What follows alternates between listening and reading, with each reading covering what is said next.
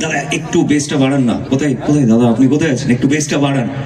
কোন দিকে দাদা? ওই যে, এই যে, হ্যাঁ একটু বেসটা বাড়িয়ে দিন।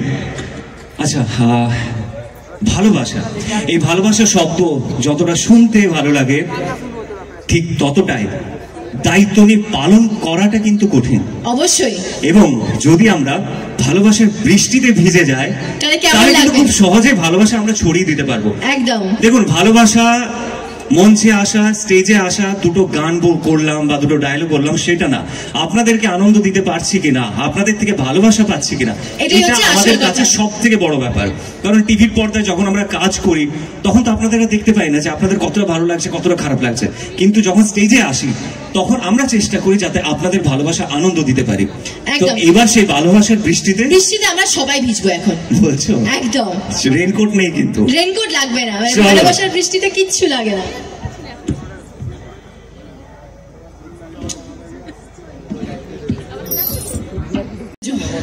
আজ হয়ে গেল, এরপর পুজো নেই, কিন্তু এরপর হচ্ছে কি আসছে?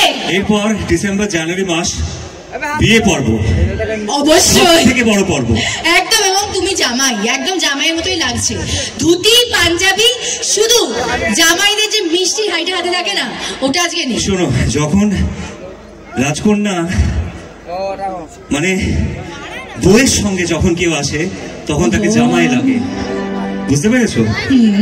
এবং সেখান থেকে জামাই ষষ্ঠীতে বিশেষ করে এই গানটা সব থেকে আদর্শ।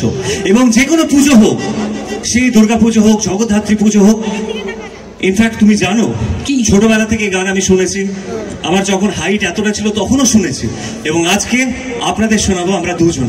এবং এই গান সারা জীবন অমর থাকবে, তাই না? একদম। গাইবো তোমার জন্য, শুরু করো, আপনাদের সবার জন্য। আচ্ছা, তার আগে আমাদের যে এত ভালোবাসার মানুষ আছে, একবার লাইট ফেলুন, একটু দেখতে চাই আপনাদেরও। এই তো আপনাদের এই যে হাসি মুখ, এই তো এটা আপনাদের এই যে হাসি মুখ, এই হাসি মুখের জন্যই কিন্তু আমাদের এই মঞ্চে আসা। অবশ্যই। এবং এত সুন্দর মঞ্চ, মানে বলবো যে তুমি দেখো আমাদের যে সূর্যনগরের যে রাজপ্রাসাদ, সেই রাজপ্রাসাদের থেকে কিছু কম নয়। আচ্ছা, এই মঞ্চ দেখে কিন্তু আমাদের সাত ভাই চম্পার সেই মানে সাম্রাজ্য, সেই রাজ্যের কথা মনে পড়ে গেছে, তাই না? আমরা আসবো, আমরা সাত ভাই চম্পাতে সব কিছুতেই আসবো, কিন্তু তার আগে কি বলতো বলছি, জামাই বাবু শুরু হয়ে যা। সেই গান হবে কি?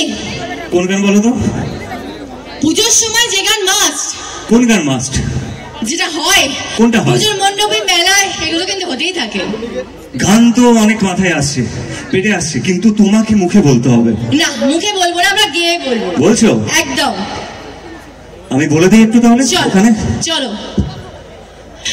পুজো মানে এই সময়টা নাচ গান অবশ্যই, কারণ আবার তো এই সময়, এই রাত, এবং অবশ্যই এই স্টেজ মা আবার এক বছর পরে আসবে। আচ্ছা, এর পরে যে গানটা, একটু কাছে এসো না। কাছেই আছি আমি একদম। এর পরের যে গানটা, সেই গানটা আপনাদের কতটা পছন্দ শুধু হাততালি দিলেই বুঝতে পারবো। একটু কিপটিমি করবেন না, শুধু একটু হাততালি দিলেই হবে, আর কিছু চাই না। ঠিক আছে, আমি গাইছি।